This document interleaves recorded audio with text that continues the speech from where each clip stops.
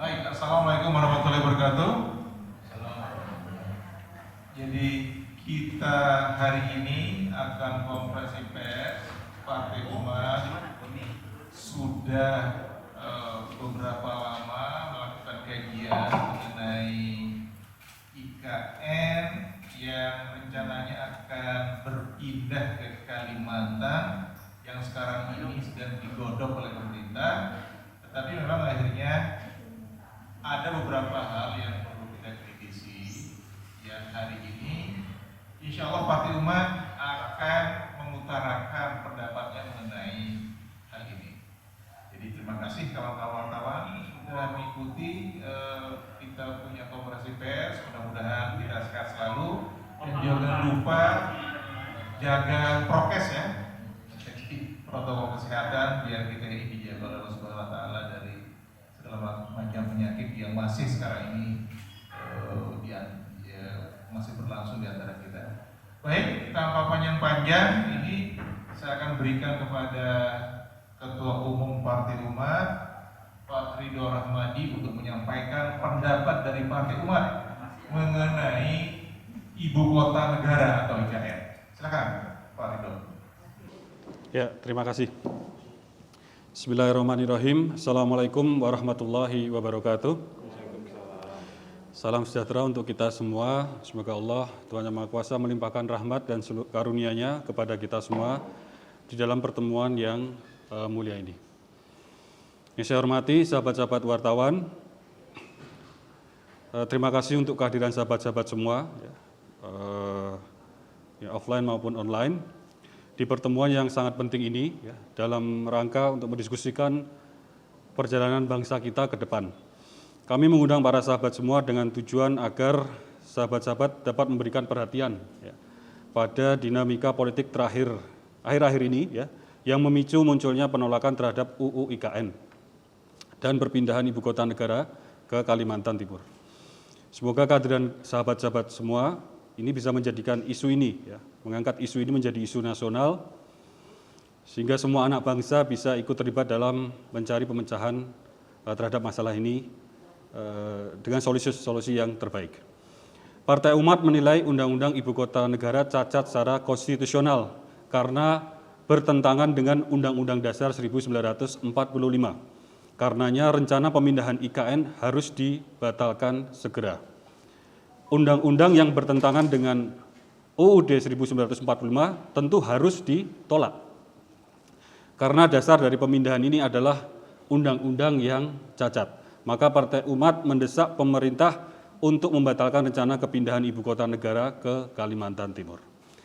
Dasar yang dijadikan rujukan oleh UU IKN untuk pemindahan ibu kota adalah pasal 18 ayat 1 UUD 1945 yang berbunyi, Negara Kesatuan Republik Indonesia dibagi atas daerah-daerah provinsi dan daerah provinsi itu dibagi atas kabupaten dan kota, yang tiap-tiap provinsi, kabupaten, dan kota mempunyai pemerintahan daerah yang diatur dengan undang-undang. Tetapi sayangnya para perancang UU IKN hanya berhenti pada pasal 18 ayat 1 dan tidak merujuk ayat-ayat berikutnya, yaitu ayat 2, 3, dan 4 dalam pasal yang sama pada Undang-Undang Dasar 1945 yang menjadikan UU IKN menurut kami menjadi cacat secara konstitusional. Yang pertama, pasal 18 ayat 2 Undang-Undang Dasar 1945 berbunyi, pemerintahan daerah provinsi, daerah kabupaten, dan kota mengatur dan mengurus sendiri urusan pemerintahan menurut asas otonomi dan tugas pembantuan. 2. Pasal 18 ayat 3 UUD 1945 berbunyi, pemerintahan daerah provinsi, daerah kabupaten, dan kota memiliki Dewan Perwakilan Rakyat Daerah yang anggota-anggotanya dipilih melalui pemilihan umum. Sedangkan pasal 18 ayat 4 UUD 1945 berbunyi, gubernur, bupati, dan wali kota masing-masing sebagai kepala pemerintah daerah provinsi, kabupaten, dan kota dipilih secara demokratis. Pasal 18 ayat 3 dan 4 UUD 1945 secara jelas menyebutkan bahwa Dewan Perwakilan Daerah dan kepala pemerintahan daerah dipilih secara demokratis lewat pemilihan. Namun UU IKN menyebutkan bahwa IKN baru ini tidak memiliki DPRD dan kepala pemerintahannya ditunjuk langsung oleh Presiden dalam jangka waktu yang tidak terbatas. Ada 4 alasan mengapa Partai Umat menolak UU IKN. Pertama, Pasal 4 ayat 1 huruf B dari UU IKN menyebutkan bahwa Otorita Ibu Kota Nusantara adalah lembaga setingkat kementerian yang menyelenggarakan pemerintahan daerah khusus Ibu Kota Nusantara. Sedangkan pasal 8 menyebutkan bahwa penyelenggara pemerintahan daerah khusus Ibu Kota Nusantara adalah Otorita Ibu Kota Nusantara. Pasal tersebut di atas bertentangan dengan UUD 1945 pasal 18 ayat 4 bahwa penyelenggara pemerintah daerah adalah gubernur, bupati atau wali kota. Tidak satupun pasal di dalam Undang-Undang Dasar 1945 yang memberikan kewenangan kepada lembaga bernama otorita untuk menyelenggarakan pemerintahan daerah. Pasal 4 ayat 1 UU IKN ini juga bertentangan dengan strata pemerintahan yang menempatkan pemerintahan daerah, ya rencana provinsi IKN tersebut, posisinya setingkat dengan kementerian.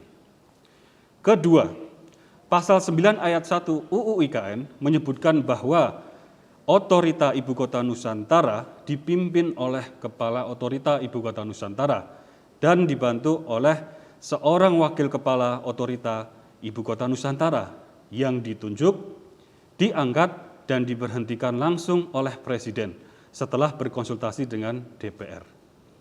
Pasal 9 ayat 1 UU IKN di atas atau yang baru saja yang saya sebutkan bertentangan dengan UUD 1945 pasal 18 ayat 4 yang menyebutkan bahwa gubernur, bupati, dan wali kota masing-masing sebagai kepala pemerintahan daerah, provinsi, kabupaten, dan kota dipilih secara demokratis.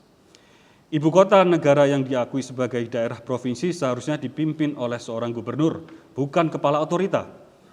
Kepala pemerintahan setingkat gubernur ini dipilih secara langsung oleh rakyat, bukan diangkat oleh Presiden. Ketiga, pasal 12 ayat 1 UU IKN menyebutkan bahwa Otorita Ibu Kota Nusantara sebagai penyelenggara pemerintahan daerah khusus Ibu Kota Nusantara diberi kewenangan khusus berdasarkan undang-undang ini. Dilanjutkan pada pasal 12 ayat 2 bahwa kekhususan tersebut sebagaimana dimaksud pada ayat 1 antara lain mencakup kewenangan pemberian perizinan investasi, kemudahan berusaha, insentif fiskal dan atau non-fiskal, serta pemberian fasilitas khusus kepada setiap orang yang mendukung pembiayaan untuk persiapan, pembangunan, dan pemindahan ibu kota negara, dan pengembangan ibu kota Nusantara dan kawasan penunjang sebagai penggerak ekonomi masa depan. Pasal 12 ayat 1 dan 2 UU IKN tersebut secara jelas telah mendistorsi arti kekhususan sebuah ibu kota negara.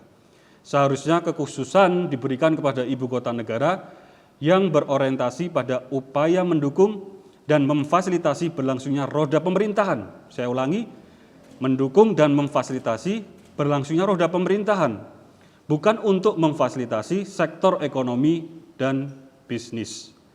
Kekhususan dalam UU IKN adalah kekhususan ibu kota negara, bukan kekhususan kawasan berikat ataupun kawasan ekonomi. Keempat, pasal 13 ayat 1 UU IKN menyebutkan bahwa daerah otorita IKN dikecualikan dari ketentuan peraturan perundang-undangan yang mengatur daerah pemilihan dalam rangka pemilihan umum. IKN hanya melaksanakan pemilihan umum presiden dan wakil presiden, pemilihan umum untuk memilih anggota DPR, dan pemilihan umum untuk memilih anggota DPD. Pasal 13 ayat 1 UU IKN ini secara jelas menghapus hak politik rakyat yang bertentangan dengan undang-undang di atasnya yaitu UUD 1945. Rakyat tidak diberikan ruang untuk memilih wakil-wakilnya di tingkat provinsi yaitu DPRD provinsi. Hak politik hanya diberikan untuk memilih wakil rakyat untuk tingkatan DPR dan DPD. Kemudian kami mengajak Anda semua, kita semua untuk melihat dari tinjauan ekologis ya, secara lingkungan. Jadi kepindahan ibu kota negara ke Kalimantan Timur kami melihat tidak layak secara ekologis, karenanya harus dibatalkan. Partai Umat menemukan setidaknya ada 4 alasan mengapa ibu kota negara baru ini tidak layak secara ekologis. Pertama, IKN yang dibangun di kawasan seluas 180.965 hektar sangat rawan konflik dan merugikan warga setempat. Berdasarkan pengalaman, mereka ini rawan untuk digusur begitu saja karena lahannya mereka tempati tidak punya dasar hukum positif, melainkan hanya berdasarkan kepemilikan secara turun-temurun. Kita belum pernah mendengar pemerintah berdialog dengan warga yang ada di dalam zona IKN, apalagi berdialog dengan salah satu komunitas masyarakat asli, yaitu suku Balik, yang menempati zona inti IKN. Masyarakat asli Kabupaten Penajam Pasir Utara seperti suku Balik itu berada di dalam ring 1 IKN Kelak. Terdapat 150 keluarga suku Balik yang tinggal di Kelurahan Pemaluan. Pertanyaan besar bagi mereka saat ini adalah apa dampak megaproyek IKN pada kehidupan mereka. Dahulu suku Balik hidup makmur dengan sumber makanan berlimpah. Lalu kemudian mereka menghadapi hantaman perubahan sosial ekonomi. Yang pertama pada tahun 1960-an ketika perusahaan kayu masuk ke Kalimantan Timur. Pemerintah terlihat abai dalam mempertimbangkan dampak perpindahan manusia dalam jumlah besar ke lokasi baru, yaitu mulai dari masalah lingkungan hingga kesenjangan ekonomi antara pendatang atau pegawai pemerintah dengan warga setempat, yaitu masyarakat Pasir Balik. Kita mengkhawatirkan apa yang dialami masyarakat Betawi di Jakarta juga akan dialami oleh komunitas asli Pasir Balik. Ibu kota baru dapat menjadi hantaman kedua bagi kelangsungan hidup mereka. Di wilayah inti kawasan ibu kota negara ada 5 desa yang diantaranya dihuni oleh komunitas ini. Terdapat 26 desa, terdapat 26 desa dan kelurahan di Kecamatan Sepaku, 23 desa dan kelurahan di Kecamatan Samboja, 8 desa dan kelurahan di Kecamatan Muara Jawa, serta 15 desa dan kelurahan di Kecamatan Loakulu. Jumlah penduduk di masing-masing kecamatan tersebut adalah sebagai berikut. Di Sepaku sebanyak 31.814 jiwa, ini per 2018. Samboja 63.128 jiwa per 2017. Kecamatan Muara Jawa 37.850 jiwa per 2017 dan Loakulu 52.736 jiwa per 2017. Di samping itu, di kawasan seluas 180.965 hektar tersebut juga tercatat ada 162 konsesi tambang, kehutanan, perkebunan sawit, dan PLTU batubara. Ini belum termasuk 7 proyek properti di Kota Balikpapan. Hasil penelusuran Partai Umat menunjukkan bahwa ada 148 konsesi di kawasan IKN. Di antaranya adalah pertambangan batubara, baik yang berstatus izin usaha pertambangan atau IUP, dan 1 di antaranya berstatus perjanjian karya pengusahaan pertambangan batubara, PKP 2B.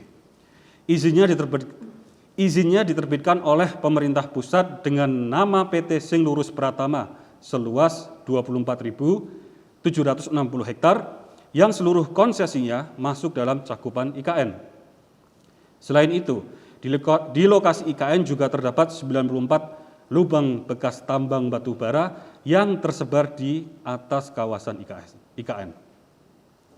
Dari jumlah tersebut, 5 perusahaan terbanyak yang meninggalkan lubang tambang adalah PT Sing Lurus Pratama dengan 22 lubang, PT Perdana Maju Utama 16 lubang, CV Hardiatul Isyal 10 lubang, PT Pahlawan Investama 9 lubang, dan CV Amindo Pratama 8 lubang.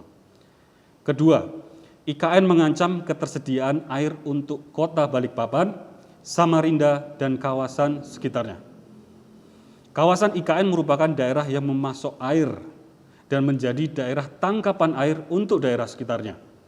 Artinya, IKN kita khawatirkan akan mengancam pasokan air untuk daerah sekitar yang tanpa IKN pun sudah kekurangan pasokan atau sumber air. Hasil kajian Walhi dan LSM lainnya yang menyebutkan lokasi IKN adalah wilayah strategis dan pendukung kebutuhan sumber air bagi 5 wilayah, yaitu Balikpapan, Penajam Pasir Utara, Kutai Kartanegara, wilayah pesisir, khususnya Kecamatan Samboja, Kecamatan Muara Jawa, serta Kecamatan Loakulu, dan Kota Samarinda, khususnya di bagian selatan. Dalam kondisi normal saja, Kota Balikpapan seringkali mengalami krisis ketersediaan air dan air minum, yang membuat Penajam Pasir menjadi sumber air bagi Balikpapan. Walaupun dalam tata ruang wilayah telah ditetapkan 52% wilayah kota adalah kawasan lindung, tetap saja warga Kota Balikpapan mengalami krisis air. Ketiga, kawasan IKN sekarang sudah memiliki udara yang tidak sehat, yang membahayakan tubuh manusia. Pembabatan hutan di hulu dan sedimentasi sungai akibat aktivitas penambangan telah membuat sebagian daratan Kalimantan mengalami degradasi. Sekarang Kalimantan semakin kering dan gersang hingga terancam berubah menjadi gurun pasir di satu sisi dan langganan banjir di sisi yang lainnya. Bahkan setiap kali kita menghadapi bencana kabut asap, lokasi calon ibu kota baru sudah terkena paparan asap akibat kebakaran hutan dan lahan. Luas kebakaran hutan dan lahan di Kalimantan Timur pada 2019 mencapai 6.715 hektar. Per September 2019 ada 1.106 titik panas api.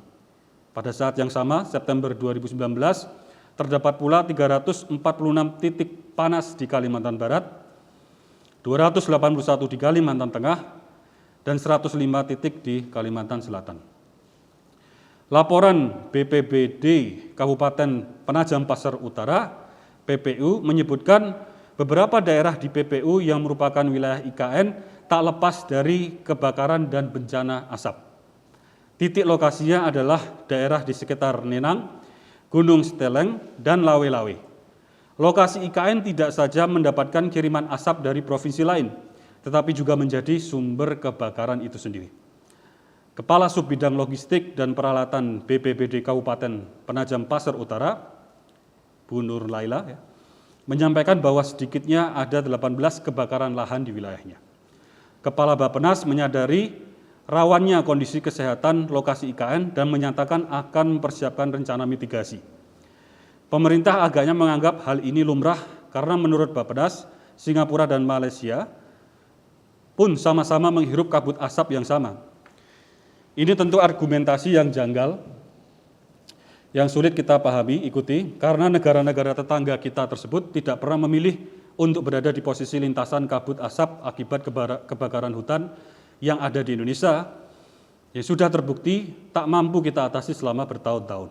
Sementara kita sengaja mendatangi lokasi sumber asap tersebut. Selain polusi asap, udara IKN juga bakal dipenuhi limbah energi kotor batubara.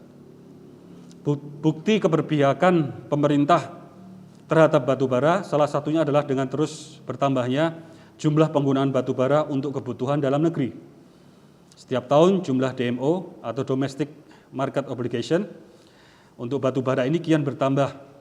Tahun 2014, 2015 hingga 2018 berturut-turut adalah 76 juta ton, 86 juta ton, 91 juta ton, 97 juta ton, dan 115 juta ton.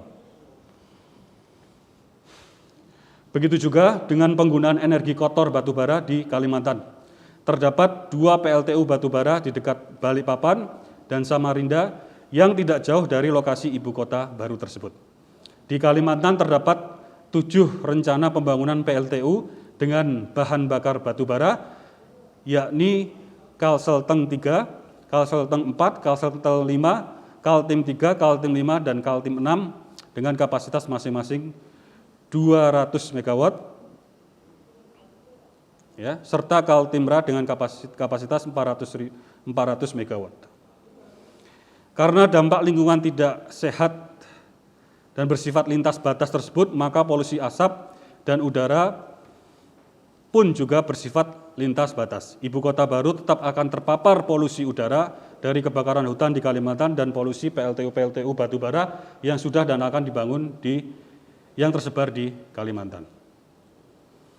Keempat, yang terakhir, pembangunan IKN potensial merusak hutan bakau. Di tengah menguatnya kampanye dunia untuk mewujudkan karbon netral, di mana bakau merupakan tanaman terbaik untuk menyerap emisi karbon, IKN justru sangat potensial memusnahkan hutan bakau di Teluk Balikpapan. Hulu Teluk Balikpapan adalah yang termasuk dalam wilayah IKN atau Ring 2 yang mengancam keberadaan ekosistem hutan bakau.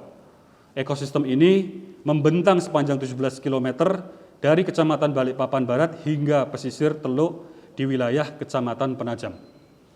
Total luas hutan bakau ini mencapai 12.418 hektar yang memanjang dari daerah aliran Sungai Somber, wilayah administrasi Kota Balikpapan, yang mengelilingi Teluk Balikpapan hingga kemudian membentang hingga Das Riko di wilayah administrasi Kabupaten PPU. Padahal kawasan hutan bakau ini sudah direkomendasikan untuk menjadi kawasan konservasi. Pada 2011, kajian RASI bersama Dinas Kelautan dan Perikanan Provinsi mengusulkan Teluk Balikpapan dijadikan kawasan konservasi. Pada 2015, Yayasan RASI merekomendasikan pembagian konservasi kawasan menjadi 4 zona di Teluk Balikpapan. Pada 2017, Koalisi CSO mengusulkan Teluk Balikpapan dijadikan kawasan konservasi. Pada 2019, Wali Kota Balikpapan mengeluarkan surat rekomendasi untuk Gubernur Kaltim agar Teluk Balikpapan dijadikan kawasan konservasi.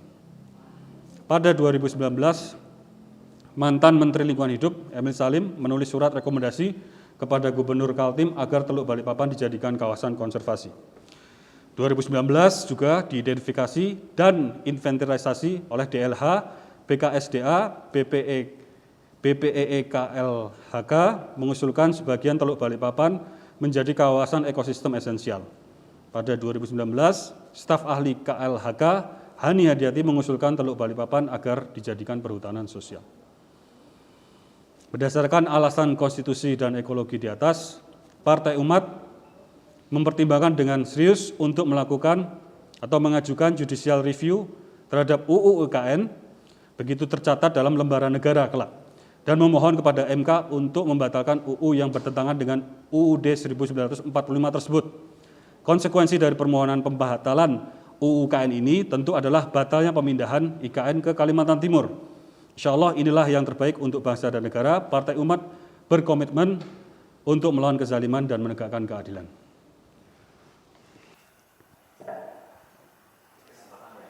Terima kasih kepada Mas Dino. Jadi kami beri kesempatan kepada kawan-kawan wartawan kalau ada pertanyaan. Mungkin yang di sini dulu ya, di floor, atau yang di Zoom. Silakan Mas Ardito sama kawan dari Kompas TV kalau ada yang mau ditanyakan. Halo, Mas Ardito, kedengeran? Coba bagaimana? Kalau ada yang mau ditanyakan. Ini. Ya. Iya, Mas. Mau minta penegasan tadi dari Pak Rito, ada rencana untuk mengajukan judicial review nomor 2022. Apakah sudah ada jadwal kira-kira kapan Partai Umat akan ke MK untuk mendaftarkan judicial review? Itu yang pertama terkait IKN. Lalu yang kedua mungkin mau tanya soal itu lagi Pak, ini sudah ramai ada beberapa partai di parlemen mengusulkan adanya pengunduran waktu pemilu Pak dari Bapak dengan alasan stabilitas ekonomi. Ada PKB atas jabatan tentang Partai Umat seperti apa atas wacana tersebut. Terima kasih Pak sebelumnya. Terima kasih ya Mas Mas Ardito tadi, kamu dari Kompas TV ya. Gak ada namanya, maaf. Jadi ada dua pertanyaan, Mas Ardito. Yang pertama, kapan ini Partai Umat akan secara serius mau mengajukan judicial review mengenai Itu satu. Yang kedua, bagaimana tanggapan Partai Umat mengenai wacana pengunduran pemilu yang sedang sekarang ini diarus utamakan oleh beberapa tokoh ya. Jadi kita sudah tahu banyak orang ya. Beberapa hari ini kira-kira begitu. Ya, terkait rencana judicial review ini, jadi saat ini kita sedang proses mengajukan judicial review terhadap yang presidensial threshold yang 0%. Kita sudah masuk sidang kedua.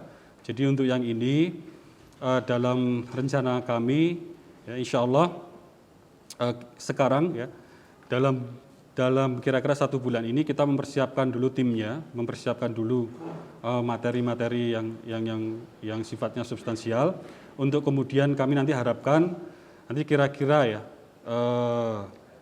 1,5 bulan setelah ini ya, itu kira-kira bulan April berarti ya, kira-kira bulan April insya Allah itu kami berencana untuk nanti mengajukan judicial review terhadap UU IKN. Gitu. Jadi nanti harapan kami di sekitar bulan April tersebut. Ya, kemudian untuk pertanyaan nomor 2, ini saya minta Bang Buni bantu menjawab ya. Baik, terima kasih Mas Tom. Jadi ini soal wacana pengunduran pemilu ini mestinya nggak usah muncul lagi Mas ini ya. Karena apa? Karena memang itu satu bertentangan dengan UUD 1945. Dan yang kedua, juga KPU sudah menetapkan tanggal dilaksanakan pemilu, yaitu pada tanggal 14 Februari ya, 2024. Nah, jadi kalau ada wacana sekarang untuk pengunduran pemilu, itu artinya kan nggak ini gitu ya, tidak menghargai apa yang telah dilakukan oleh ini ya, apa namanya, oleh kawan-kawan kita di KPU. Itu satu ya. Jadi kita kasihan juga, dan kita sudah capek-capek melanggar KPU melalui proses screening, fit and proper test segala macam. Kita kasih mereka tugas untuk memikirkan tentang pemilu, dan setelah mereka bekerja dan menentukan tanggal pemilu, sekarang kita justru bikin wacana untuk melakukan pengunduran pemilu. Kan ini kan rasanya kok kontraproduktif gitu ya. Kok rasanya ini kita tidak menghargai itu pekerjaan dari saudara-saudara kita yang ada di KPU. Nah, tapi yang lebih parah lagi adalah bahwa ini bertentangan dengan konstitusi kita soal pengunduran pemilu. Mungkin itu ya harus bisa diundurkan, kecuali ya ada hal ya force majeure misalnya ya, atau ada hal yang besar sekali. Tapi kan sekarang nggak ada ya, nggak ada hal yang besar sekali untuk alasannya untuk melakukan pengunduran pemilu. Nah sekarang itu juga kalau alasannya COVID, saya kira COVID juga ada ya. Misalnya apa alasannya kita belum tahu itu wacananya. Iya, belum. Jadi yang jelas bahwa Partai Umat jelas menolak wacana pengunduran pemilu ini, karena ini kan apa ya, kita sebagai partai Umat itu berdiri untuk menegakkan demokrasi di Indonesia, dan juga untuk melawan kezaliman dan menegakkan keadilan ya. Jadi kita akan berdiri dengan gagah, berdiri dengan yakin untuk melawan ini kalau memang membahayakan bangsa dan negara kita. Jadi kira-kira gitu ya Mas. Silakan kalau ada yang lain. Hah?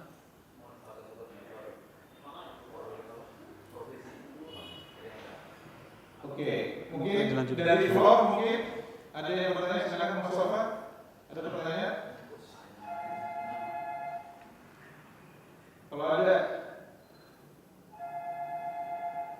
ada lagi Mas Ardhito, silakan. Kalau ada yang mau ditanyakan.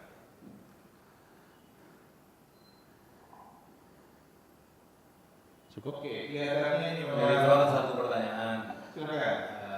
Sebenarnya motifnya apa mau pindah ibu kota baru menurut Partai Teman? Motifnya apa sebenarnya? Motif besarnya kalau kita boleh tahu. Kenapa ngotot gitu pemerintah itu? Justru itu yang jadi pertanyaan kita bersama ya. Jadi yang kita tadi singgung ada dari dua sisi ya.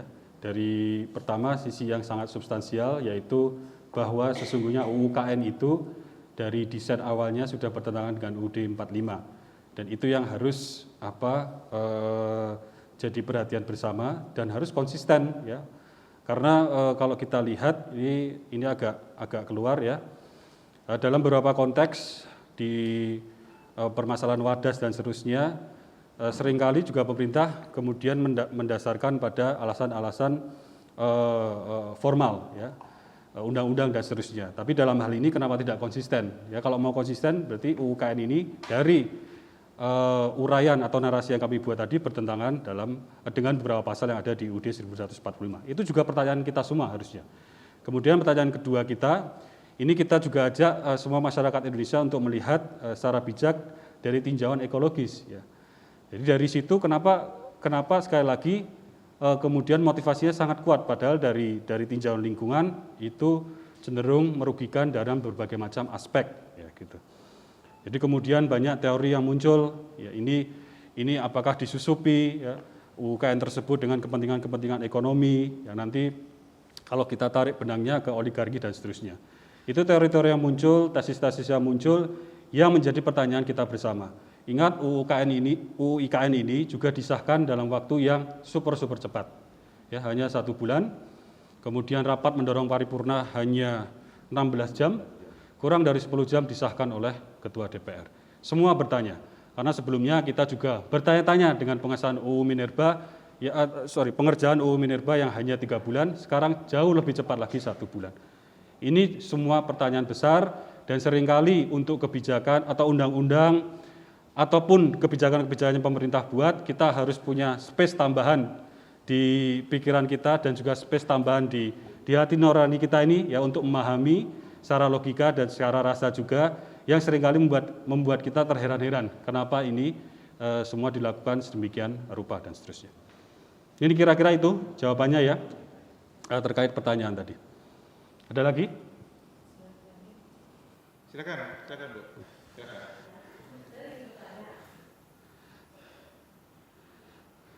Oke. Dengan berpindahnya ibu kota, Jakarta akan lebih baik, itu saja. Coba. Terima kasih Bu atas pertanyaannya. Kalau kita mau lihat pengalaman dari beberapa negara yang pindah ibu kota, itu tidak menjamin Bu, tidak menjamin bahwa kemudian di ibu kota baru ini lalu kemudian semua hal yang tadinya mau dihindari di ibu kota lama itu lalu kemudian terjawab atau terselesaikan. Contoh misalnya ya, saya kebetulan membaca sebuah buku dari seorang antropolog Amerika, Marshall Gardner dari New York University di Amerika. Itu dia ini seorang ahli tentang Brasilia. Itu ibu kota Brazil itu tadinya di Rio de Janeiro, kemudian dipindah ke Brasilia. Nah, Brasilia ini ketika Kubitschek sebagai presidennya dulu, itu dia membuat undang-undang sekitar tahun 54-53, lalu kemudian dimulailah pembangunan ibu kota sekitar 3 tahun. Mulai dari itu Brasilia itu dulu hutan belantara, sama sekali tidak ada apa-apa. Ya. Nah kemudian tahun 60-an selesai, kemudian semua pindah dari Rio de Janeiro ke Brasilia. Nah sekarang itu saya menonton sebuah program TV itu dari France 24, yaitu France 24 ya, itu TV Prancis. Itu membuat program bahwa setelah 60 tahun itu berarti tahun 2020 ya, tahun 2020 itu program TV itu tadinya diantaranya yang mau dihindari di Rio de Janeiro kemudian pindah ke Brasilia itu oleh pemerintah Brazil adalah diantaranya misalnya ingin membuat Brazil menjadi demokratis, terjadinya partisipasi masyarakat di sana, lalu kemudian menghindari padatnya penduduk, gitu ya. Apakah itu terpenuhi? Ternyata tidak juga.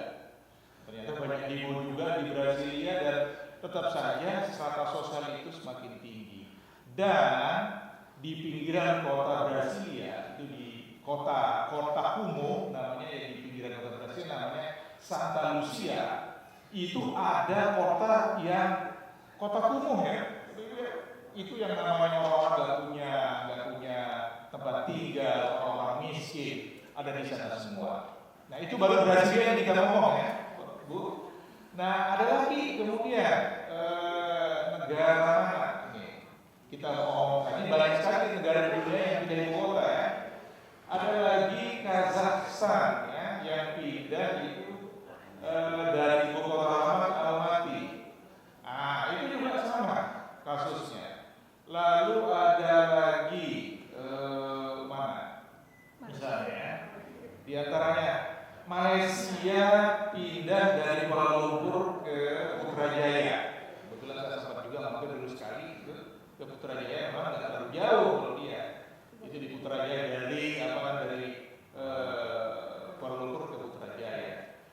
Nah, kebanyakan itu sebetulnya negara-negara di dunia itu kalau mau pindah ibu kota tidak terlalu jauh, nggak ada yang pindah pulau kayak kita.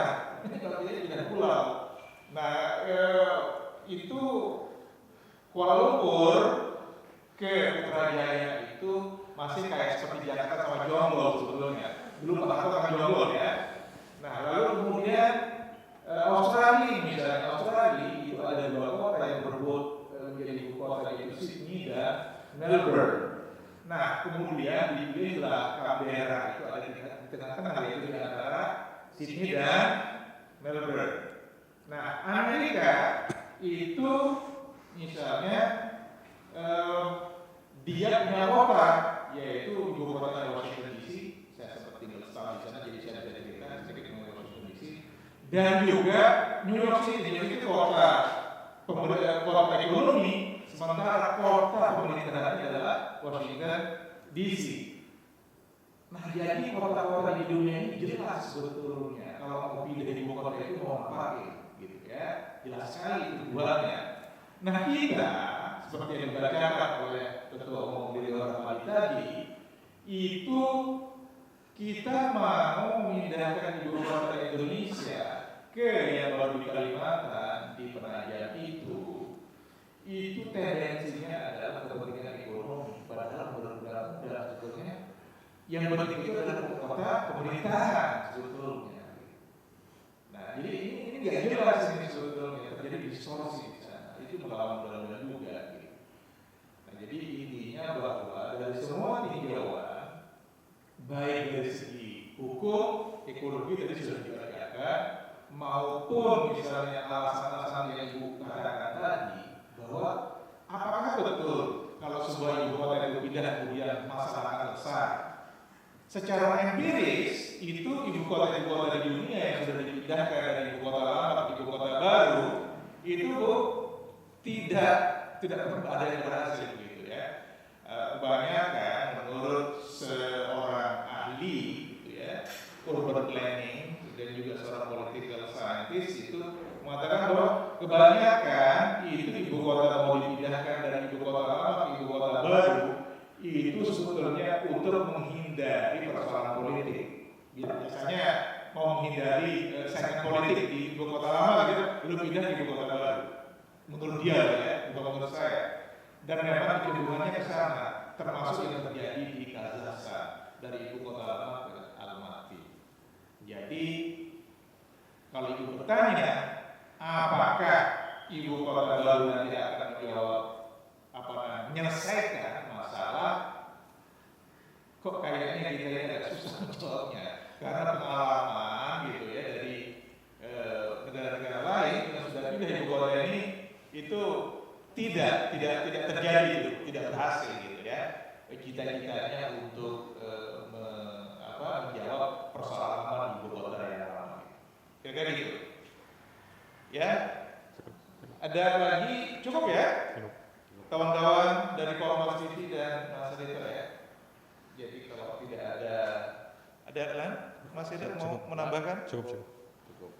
Jadi mudah-mudahan pertemuan kita hari ini, terima kasih banyak kepada kawan-kawan dan juga rekan-rekan di DPP sudah mengikuti kita punya konferensi. Mudah-mudahan ini menjadi awal dari kita untuk bisa memperbaiki Indonesia. Jadi bukan karena kita dari partai politik pokoknya harus mengkritik, tidak. Ini betul-betul karena niat kita untuk kebaikan Indonesia ke depan. Jadi terima kasih sekali lagi kepada kawan-kawan. Jadi maafkan untuk